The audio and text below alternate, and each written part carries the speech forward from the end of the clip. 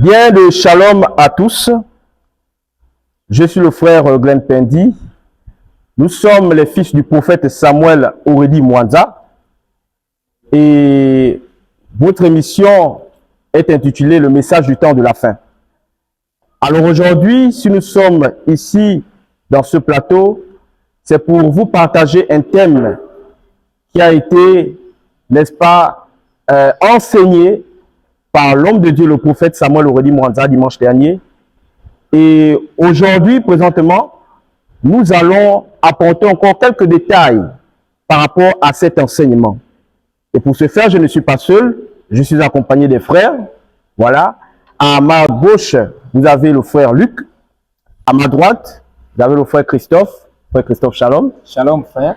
Et à mon extrême droite, vous avez, n'est-ce pas, le frère Joël. Alors, sans plus tarder, nous allons, n'est-ce pas, aller dans notre texte de base pour comprendre, n'est-ce pas, cette histoire, n'est-ce pas, biblique sur la vie de Naaman. Alors, je vais inviter le frère à prendre le livre des rois, notamment dans le livre des rois, 2 Rois chapitre 5, dès le verset 1er à 17. Écoutons la lecture du frère. Je lis la parole du Seigneur dans le livre de 2 Rois chapitre 5, à partir du verset 1er. Naaman, chef de l'armée du roi de Syrie, jouissait de la faveur de son maître et d'une grande considération, car c'était par lui que l'Éternel avait délivré les Syriens, mais cet homme fort et vaillant était lépreux.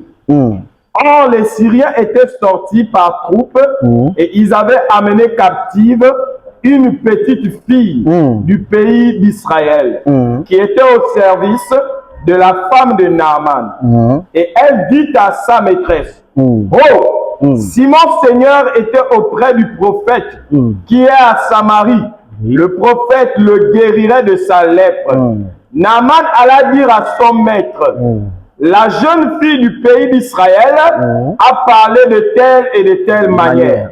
Et le roi de Syrie dit, va, rends-toi à Samarie et j'enverrai une lettre au roi d'Israël. Il partit, prenant avec lui 10 talents d'argent, 6000 cycles d'or et 10 vêtements de réchange. Il porta au roi d'Israël la lettre où il était dit, maintenant, quand cette lettre te sera parvenue, tu sauras que je t'envoie Naaman, mon serviteur, afin que tu le guérisses de sa lèpre. Après avoir lu la lettre, le roi d'Israël déchira ses vêtements et dit, suis-je un Dieu pour faire mourir ou pour faire vivre? Qu'il s'adresse à moi afin que je guérisse un homme de sa lèpre. Sachant donc et comprenez qu'il cherche une occasion de dispute avec moi. Lorsqu'Élisée, homme de Dieu, apprit que le roi d'Israël avait déchiré ses vêtements, il envoya dire au roi, pourquoi as-tu déchiré tes vêtements? Laisse-le venir à moi et il saura qu'il y a un prophète en Israël. Naaman vint avec ses chevaux et son char et il s'arrêta à la porte de la maison d'Élisée. Élisée lui fit dire par des messagers, va et lave-toi 7 fois dans le Jourdain. Ta chair redeviendra saine et tu seras pur. Naaman fut irrité et il s'en alla en disant, voici je me disais, il sortira vers moi, il se présentera lui-même, il invoquera le nom de l'Éternel son Dieu, il agitera sa main sur la place et guérira le lépreux. Les fleuves de Damas, l'Abama et le Parpar, ne va-t-il pas mieux que tous les eaux d'Israël? Ne pourrais-je pas m'y laver et devenir pur? Et il s'en retournait et partait avec fureur. Mais ses serviteurs s'approchèrent pour lui parler et il dit, mon père, si le prophète t'eût demandé quelque chose de difficile, ne l'aurais-tu pas fait? Combien plus dois-tu faire ce qu'il t'a dit? Va et tu seras pur. Il descendit alors et se plongea 7 fois dans le Jourdain, selon la parole de l'homme de Dieu, et sa chair redevint comme la chair d'un jeune enfant, et il fut pur. Amen, amen. Amen. Alors nous venons de lire comme ça l'histoire de la vie de Naaman, de la guérison de Naaman. Mais comme l'homme de Dieu, le prophète Samuel nous a dit que le problème ce n'est pas de comprendre l'histoire, mais l'explication. Parce qu'en réalité, ce qui sauve, c'est l'explication de la Bible. Amen. Amen, amen. Amen. C'est pourquoi j'aimerais, pour vraiment que nous puissions comprendre la portée prophétique de cette histoire, l'utilité de cette histoire aujourd'hui, en ce temps de la fin, le frère va prendre encore un passage biblique. Luc chapitre 4. Luc chapitre 4, à partir du verset 26. À partir du verset 17. Il y avait aussi plusieurs lépreux en Israël du temps d'Élisée le prophète. Oui. Et cependant, aucun d'eux ne fut purifié si ce n'est Naaman le Syrien. Alléluia. Amen. Alléluia. Amen. Alors, nous venons de lire les deux textes majeurs de l'histoire ou encore de la vie de Naaman. C'est comme je vous ai dit dans mes propos liminaires, l'objectif ici pour nous, c'est de partager ou encore retransmettre fidèlement ce que nous avons, n'est-ce pas, entendu par l'homme de Dieu, le prophète Samuel Aurélie Mwanza. Alors les frères, shalom encore. Shalom. Alors nous sommes dans l'histoire de Naaman. Nous savons qu'il y a tellement des éléments qui ont été développés dans cette histoire et aujourd'hui, par la grâce du Seigneur, nous allons faire sortir ces éléments-là et montrer l'utilité de ces éléments-là aujourd'hui au temps où nous vivons. Alléluia. Amen. C'est pourquoi, pour ne pas monopoliser la parole, j'aimerais déjà que chacun d'entre vous puisse intervenir, n'est-ce pas, aider à tous ceux qui nous suivent actuellement. Qu'est-ce qu'en réalité l'histoire de Naaman ou encore la vie de Naaman cache? Est-ce que quelle est son importance aujourd'hui? Quelle est son importance aujourd'hui? Qu'est-ce que ça cache aujourd'hui? Amen, amen. Amen. C'est pourquoi, si un frère peut peut-être parmi vous nous amener, le frère Joël, oui. Bon, la vie de Naaman, on peut la comprendre comme suit. Elle cache plusieurs messages. Si on peut prendre le livre de Matthieu 19, on commence à partir du verset 16. Matthieu 19. Prendre un exemple, un autre message aussi que cache ce même passage-là. Matthieu chapitre 19, dès le verset 16e.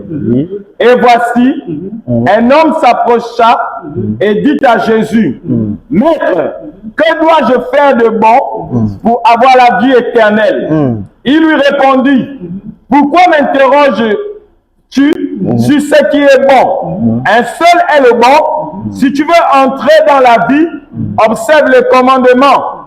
Lesquels? Lui dit-il. Et Jésus répondit, tu ne tueras point, tu ne commettras point d'adultère, tu ne déroberas point, tu ne diras point de faux témoignages. Honore ton père et ta mère, et tu aimeras ton prochain comme toi-même. Le jeune homme lui dit, j'ai observé toutes ces choses, que me manque-t-il encore? Jésus lui dit, si tu veux être parfait, va, vends ce que tu possèdes, donne-le aux pauvres, et tu auras un trésor dans le ciel. Puis, viens et suis-moi. Amen, amen. Amen. À travers ce passage, nous pouvons voir que ce jeune homme, le jeune homme riche, il avait des biens aussi bien que Naaman. Il était des hommes influents. Mais sauf qu'il manquait une chose. C'était quoi? La grâce. Ce jeune homme, il était sous la loi. Mais comment il fallait qu'il passe de la loi à la grâce? Pour passer de la loi à la grâce, il fallait qu'il fasse un sacrifice. Et il suit les instructions qu'on lui a données. Mais sauf que ce jeune homme-ci, il a raisonné au même titre que Naaman, le Syrien. Il a raisonné lorsqu'on lui a présenté. Et ce jeune homme est rentré en lui-même. Le raisonnement a eu raison de lui. Contrairement à Naaman, il a raisonné, mais après il est rentré en lui-même. Il a reçu également les instructions des autres qui l'ont dit, ah, tu raisonnes, autant ce qu'on te demande de faire est simple. Et là aussi, on peut dire qu'il y a une conception erronée de la délivrance. Les gens pensent que la délivrance, il faut une mystification. Or, ce sont des choses simples. Donc, frère Joël, si on peut comprendre à travers le texte de Matthieu que vous avez pris, par là, vous voulez nous faire comprendre qu'en réalité, nous ne sommes pas sauvés par les œuvres de la loi, mais plutôt par la grâce, c'est ça? Effectivement. Oui, oui. Allez-y, frère. Oui, parce qu'effectivement, si je peux, n'est-ce pas, aller dans la même pensée que vous, il y a un texte au nom de Éphésiens chapitre 2, verset 8. La Bible dit que nous ne sommes pas sauvés par les œuvres, pour que nous ne glorifions pas, mais par la grâce. Amen. Amen. Donc, vraiment, et puis, avez-vous encore quelque chose à ajouter par rapport à cela encore? C'est pour enrichir ce que vous avez dit, frère, il y a également la nouvelle naissance. Lorsque le frère a lu le passage de Roi, on a vu que lorsque Naaman est rentré après être rentré de l'eau, après s'être jeté 7 fois dans le feu du Jourdain, quand il est sorti, il avait la peau comme un petit enfant. Si le frère peut nous aider avec le livre de Jean 3, le chapitre 3. Donc, Jean 3. Chapitre 3, au verset 3. Nous voyons la vie d'un monsieur appelé Nicodème. Le frère, est-ce que vous pouvez faire la lecture? Jean chapitre 3, à partir du verset 3e. Jésus lui répondit, en vérité, je te le dis, si un homme ne naît de nouveau, il ne peut voir le royaume de Dieu. Nicodème lui dit, comment un homme peut-il naître quand il est vieux? Peut-il rentrer dans le sein de sa mère et naître? Jésus répondit, en vérité, je vous le dis, si un homme ne naît d'eau et d'esprit, il ne peut entrer dans le royaume des cieux. Ce qui est né de la chair et ce qui est né de l'esprit est esprit. On voit qu'il est question là de la nouvelle naissance. Oui. Et lorsque Nicodème est rentré dans les eaux, après avoir été purifié, il est ressorti totalement différent. Il était guéri de sa lèpre, il est devenu une nouvelle personne. C'est ce qu'on peut constater aussi également à travers ces passages-là. Bon, vous n'êtes pas monopolisé la parole, je vais passer la parole à oui, frère, vraiment que le Seigneur soit encore béni. Donc, par rapport à vos dires, on peut simplement conclure que l'histoire de Naaman, premièrement, se ressort le salut des nations, c'est-à-dire le salut de l'Église. Deuxièmement, elle peut aussi ressortir la nouvelle naissance. Parce que vous avez dit, lorsque Naaman s'est jeté 7 fois dans l'eau, lorsqu'il est ressorti, sa chair est devenue comme un enfant. Amen. Vraiment que le Seigneur soit béni encore pour ces passages et pour ces différents éclaircissements. Alors, je vais vous tourner vers vous, frère Luc. L'histoire de Naaman. Quelle est la portée prophétique de cette histoire? Parce que lors des enseignements du prophète Samuel, il nous a toujours dit que il faut comprendre l'explication, n'est-ce pas, des Écritures. Parce que Jésus même lui a dit, hein, vous sondez les Écritures, croyant trouver en elles la vie. Mais en réalité, les Écritures ne sauvent pas. Ce qui donne le salut, c'est l'explication ou encore la Bible expliquée. Est-ce que vous pouvez, en bref, nous expliquer de manière prophétique l'histoire de Naaman? Amen. Nous saluons déjà tous nos abonnés de la page Message du temps de la fin, sinon les fils du prophète. C'est encore un privilège, voilà, qui nous est donné de pouvoir intervenir sur ce thème portant sur la vie de Naaman. Déjà, dans le livre de 1 Timothée chapitre 3, à partir du verset 16, la parole de Dieu déclare que toute écriture est inspirée de Dieu, utile pour enseigner, utile pour corriger et pour instruire dans la justice. Amen. Ça veut dire que l'écriture de 2 Rois chapitre 5 a une instruction. L'écriture de 2 Rois chapitre 5 a une édification. Amen. Et nous allons remarquer que dans le livre de Luc chapitre 4, à partir du verset 16 jusqu'au verset 27, le Seigneur est allé dans la ville où tout a commencé, là où il a grandi, la ville qu'on appelle Nazareth. Et la parole de Dieu nous dit qu'on a remis au Seigneur aussi une Bible. Comme on peut aussi remettre à plusieurs la Bible. Et ils peuvent lire le passage de 2 Rois chapitre 5. Mais la question qui est importante, c'est que lorsqu'on a remis le Seigneur la Bible, le Seigneur n'a pas eu le même développement que les prédicateurs, certains prédicateurs ont aujourd'hui. Parce que les gens doivent déjà comprendre quelque chose. Dieu voit tout d'après sa parole. Amen. Nous les hommes, nous pouvons voir les choses d'après notre conception. Nous pouvons voir 2 Rois chapitre 5 d'après notre conception, mais le Seigneur, lorsqu'il regarde quelque chose, il voit tout d'après sa parole.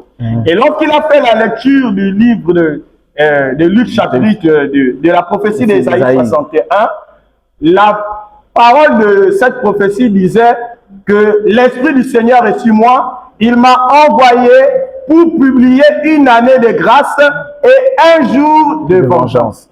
Nous allons remarquer que le Seigneur, au lieu de pouvoir lire la prophétie comme tous les hommes, il va seulement s'intéresser au côté grâce. Alors la prophétie disait, l'Esprit du Seigneur est sur moi, il m'a envoyé pour pouvoir publier une année de grâce et un jour de vengeance. Mais lui, il va mettre un point là où il y a une virgule. Mais pourquoi le Seigneur a mis point? Il faut vraiment édifier tous ceux qui nous suivent par rapport aux Pourquoi le Seigneur a mis un point? Le Seigneur a mis un point. Nous comprenons maintenant le point du Seigneur au verset 27 de Luc chapitre 4. Le Seigneur nous fait comprendre, il ressuscite l'histoire de Naaman. Amen, amen. Il y a des sacrificateurs qui lisaient 2 Rois chapitre 5. Oui. Mais ils n'avaient pas l'explication de 2 Rois chapitre 5. Le Seigneur dit, avant que Abraham ne soit, moi je fus. Donc la personne habilitée à pouvoir expliquer la vie de Naaman, c'est celui qui était présent. Amen.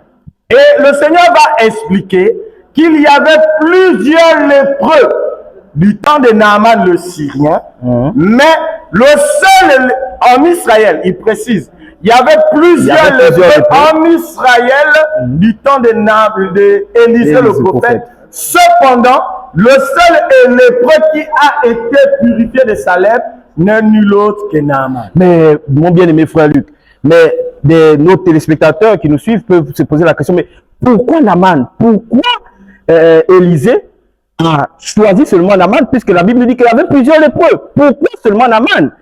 J'explique que pourquoi Naaman est celui-là qui a bénéficié, n'est-ce pas, de la grâce de Dieu, de la purification de sa lèvre. Lorsque vous lisez Lévitique chapitre 14, il y a toute une ordonnance sur la purification des lépreux. La parole de Dieu nous enseigne que lorsque quelqu'un sera atteint de la lèpre, il ira vers le sacrificateur et le sacrificateur fera examen de sa lèpre.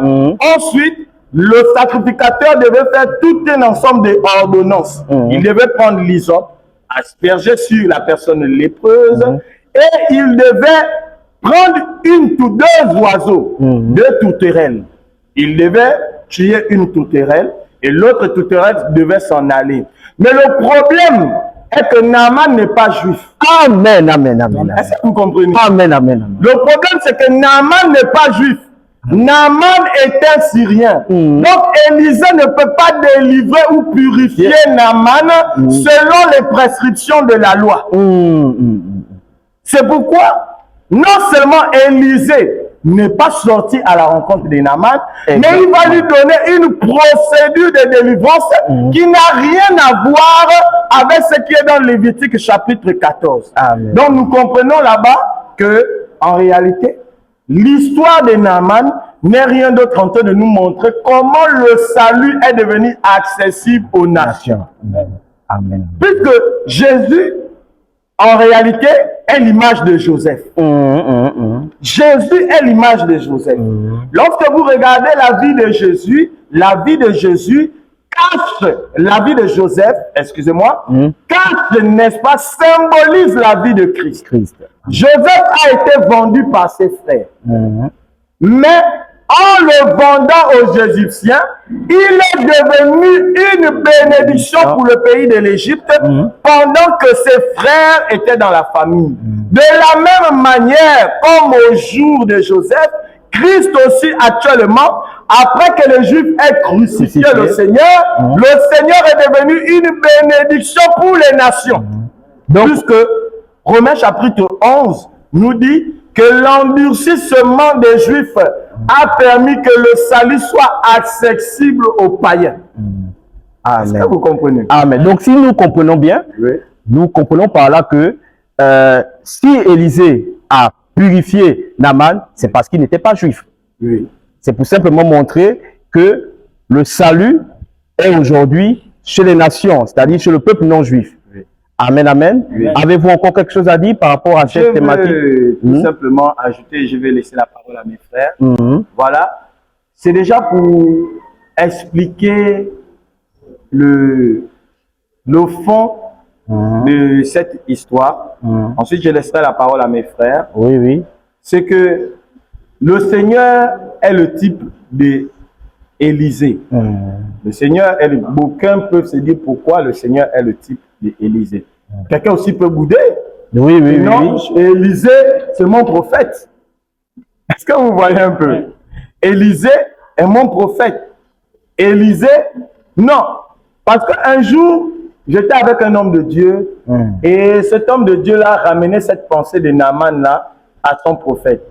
Mais je coupais tout court en disant qu'en réalité, dans l'histoire d'Élisée et de Naaman, il ne s'agit pas d'abord de toi et de ton pasteur.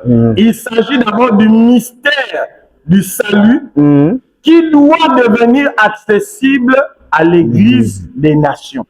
Pourquoi Élisée est Jésus? C'est parce que vous allez remarquer que la vie, puisqu'on est en train de parler de la vie de Naaman, avant que Naaman ne rencontre, n'est-ce pas, Élisée, Naaman avait une vie. La Bible nous dit qu'il était général. Il était général. Et c'était par lui que l'Éternel avait délivré le peuple de la Syrie. Ça veut dire qu'en réalité, Naaman croyait en Dieu. Mais ici, Dieu veut faire quitter Naaman de la croyance en Dieu à la croyance en Christ. Il y a des personnes qui croient en Dieu, mais qui ne croient pas en Christ. Donc par là, vous voulez nous faire comprendre que avoir Dieu ne suffit pas, mais il faut avoir Christ. Exactement. Il est venu, pourquoi on l'envoie vers Élisée? Parce que Élisée représente Christ. Élisée représente Christ. Ça veut dire que quelqu'un peut croire en Dieu, mais s'il ne croit pas en Christ, il ne sera pas purifié de sa lèpre. C'est-à-dire que tu peux croire à la tradition de tes pères, à la tradition de tes ancêtres, mais tant que tu ne crois pas à Élisée moderne, qui n'est nul autre que Jésus-Christ, tu ne seras jamais purifié de ta lèpre. Et la lèpre ici est l'image du péché. Par là, vous voulez simplement nous faire comprendre que nous pouvons avoir des biens, nous pouvons prospérer, mais cela n'est pas synonyme que nous avons Christ. Parce que la Bible dit, par rapport à la vie de Naaman, on dit, il allait de conquête en conquête. Et dans ces conquêtes, il était victorieux.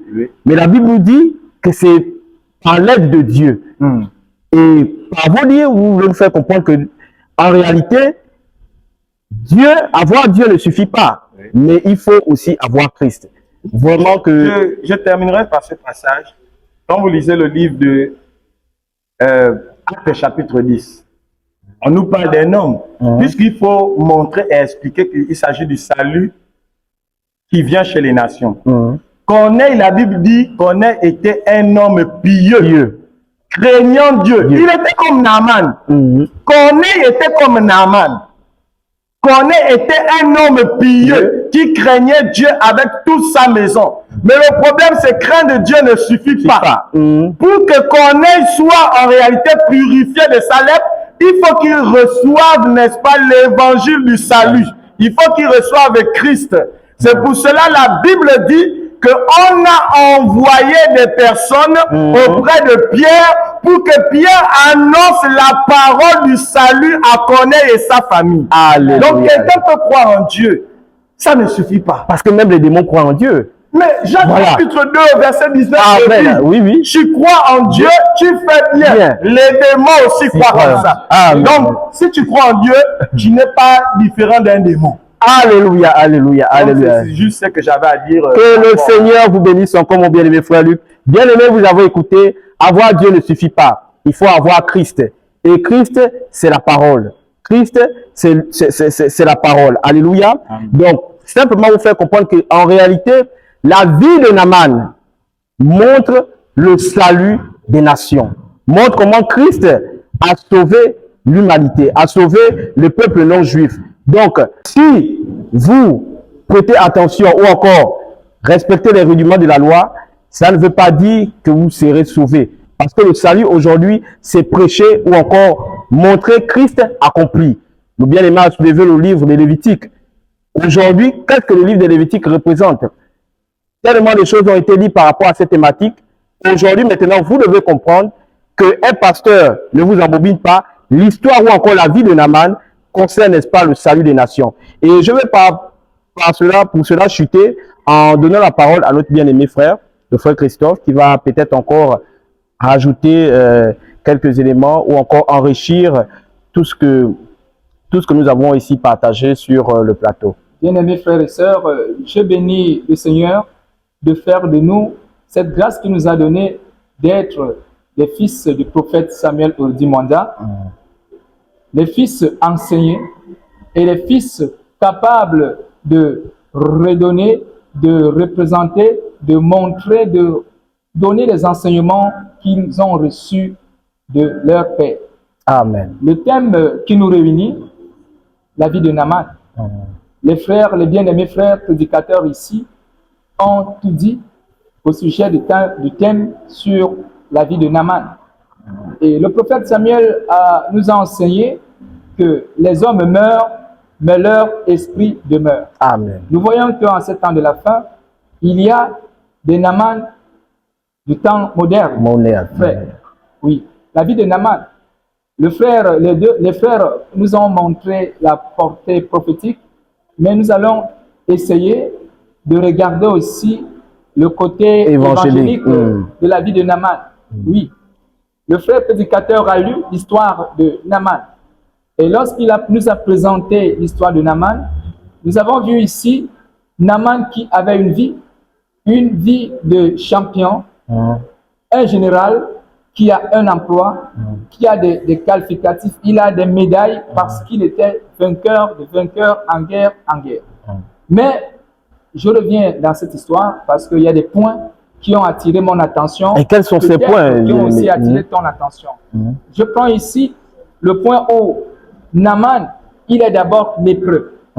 Or, le frère ici a lu les dispositions de la loi dans le livre de Lévitique 14 au sujet de la loi de la purification. Comment est-ce qu'on doit traiter un lépreux? Or, lui, c'est un général. Mais la grâce qu'il a, c'est qu'il a le messager dans sa maison, mais il ne prête pas attention. Cette jeune fille qui se trouve dans sa maison, qui dit, si il y a un prophète en Samarie, comme le frère a lu, je ne reviens pas sur ce qu'il a lu, c'est juste pour rafraîchir la mémoire.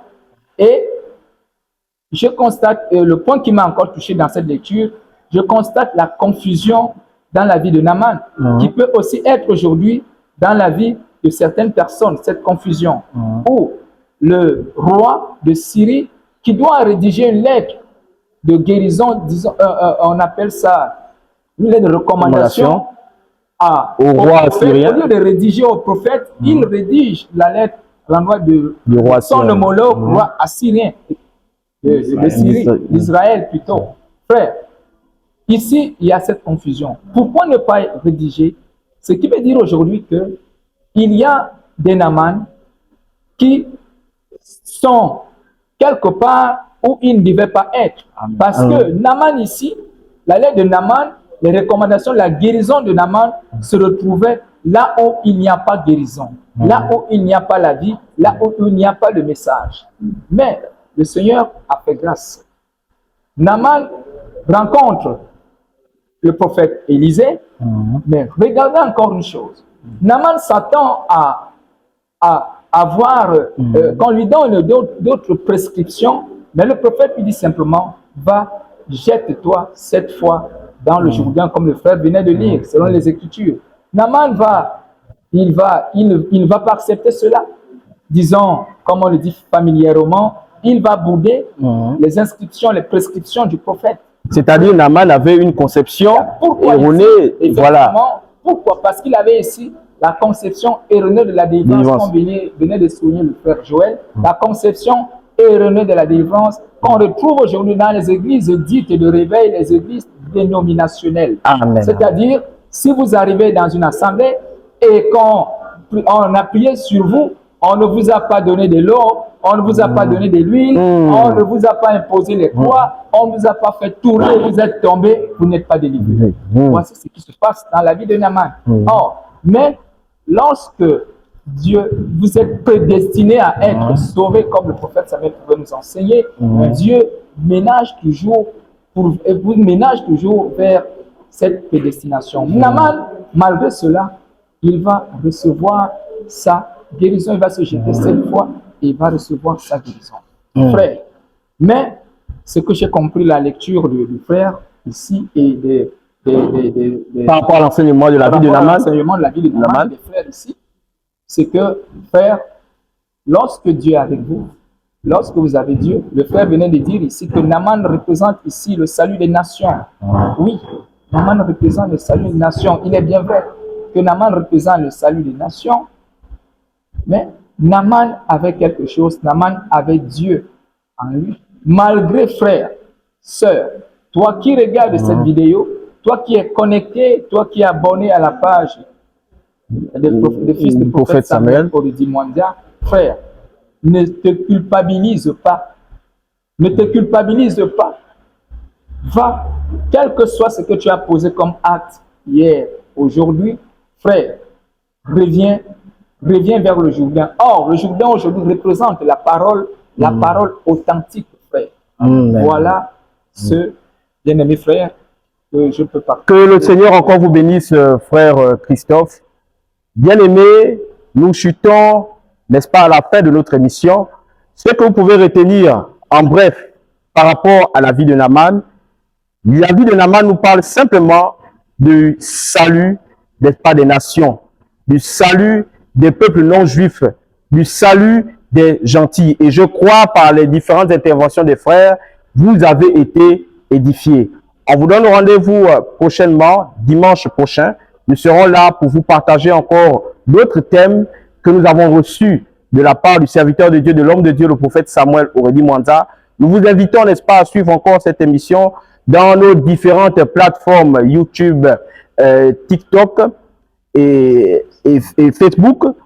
Enfin, n'est-ce pas, d'être édifié sur les différents thèmes que nous allons, n'est-ce pas, partager. Sur ce, oui, le frère Luc veut peut-être chuter. J'étais juste à ce que le frère Christophe venait de dire tout à l'heure. Voilà, quelques minutes en bref, ajouter quelque chose. Le frère Christophe a parlé de quelque chose de très capital. Il a parlé de la manipulation qui s'est faite par rapport à la vie, n'est-ce pas, à la guérison de Naaman. Il y a beaucoup de personnes, comme ils sont à la recherche de la guérison, comme ils sont à la recherche de la délivrance, ils se retrouvent à être manipulés par des gourous. C'est-à-dire, au lieu d'aller, c'est un peu l'image de ce qui s'est passé dans Matthieu chapitre 2, l'image des mages qui quittaient de l'Orient.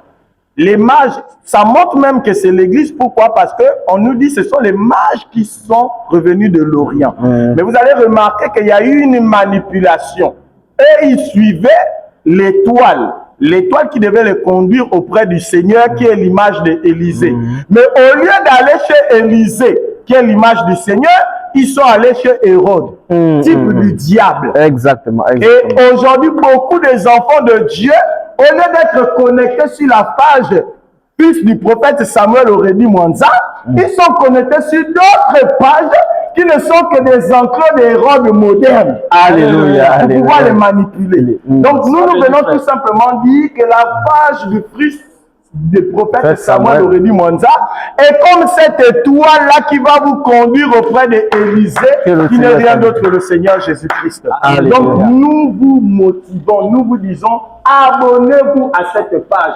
Toi qui cherches ta délivrance, toi qui cherches ta purification, toi qui cherches ton miracle, c'est la seule page où tu peux avoir une étoile qui va te conduire auprès d'Élisée modèle qui n'est rien d'autre que Jésus-Christ. Alléluia. Si tu te détournes de cette page, fils du prophète Samuel Oredi Mwanda, tu vas t'abonner à une autre page qui est la page de Hérode modèle le diable. Quelles sont ces pages, bien aimé? Non, il y en a plusieurs pages. Il y en a plusieurs pages.